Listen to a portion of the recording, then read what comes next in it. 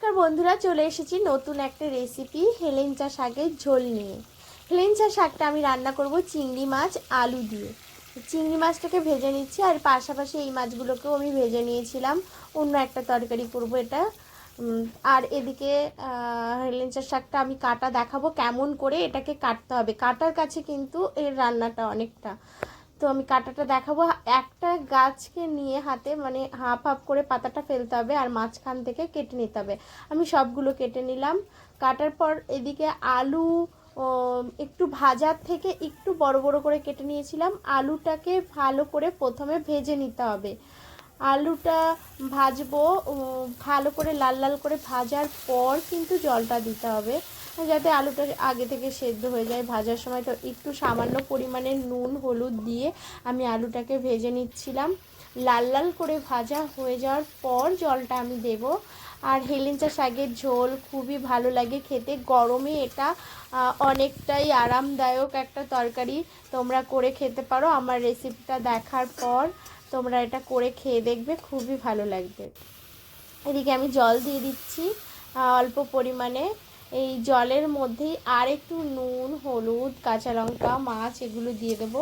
সবগুলোই দেওয়ার পর আর একটু ফুটাবো জলটাকে।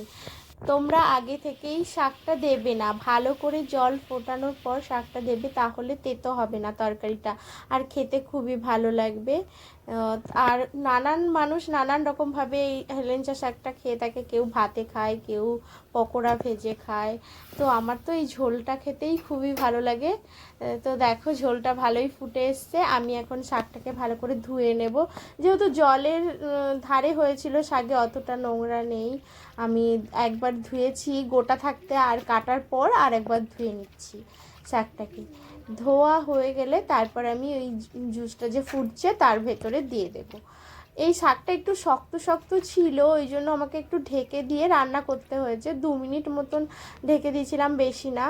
ঢেকে দেওয়ার পর তারপরে আমি নাবিয়ে আবার সোমবারা দিয়েছিলাম। তোমরা একটা নরম শাক হলে নাও ঢেকে দিতে পারো, না ঢেকে দিলে আরও বেশি ভালো লাগবে খেতে। আর হচ্ছে এটা শক্তর জন্য একটু ঢেকে দিতে হয়েছিল, আর বেশি সময় ফোটাতে হয়েছিল আমাকে।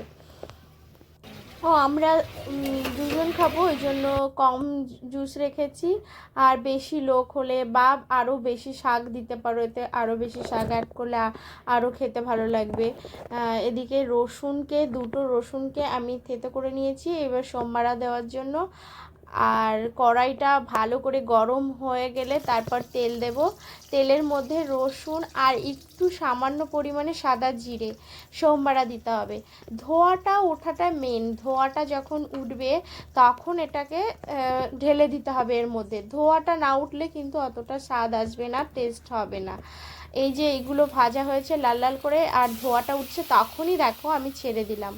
এবার সামান্য একটু ফুটলেই নামাতে হবে, বেশি ফোটানো যাবে না। সোমবারা দেওয়ার পর কম ফোটালে তরকারির স্বাদটা আসে, মানে সেই সোমবারার গন্ধটা খুব ভালো লাগে খেতে। তো আমার তো হেলেঞ্চা শাকের ঝোল রেডি হয়ে গেল, এবার আমি নামাবো। আর গরম গরম ভাতের সঙ্গে হেলেঞ্চা শাকের ঝোল খেতে খুবই ভালো লাগে। তো বন্ধুরা, আমার ভিডিওটি ভালো লাগলে লাইক করো, আর আমার চ্যানেলটিকে সাবস্ক্রাইব করে আমার পাশে থাকো।